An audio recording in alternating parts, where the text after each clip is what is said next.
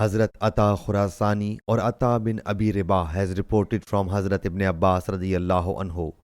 The Arabs defied the idols, which would be worshipped by Hazrat Nuh's people.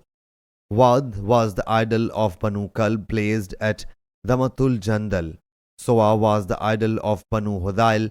Yaghuth was of Banu Murad, then of Banu Ghutayb residing at Joraf near Saba. Yauq was of Hamadan and Nasr was deity of Himyar for the descendants of Dhul-Kala. These are the names of the pious people of Hazrat Nuh's people. When they passed away, the Satan inspired the hearts of the people with the idea that they should make the statues of them and erect them where they used to sit and name those idols after the names of those pious people.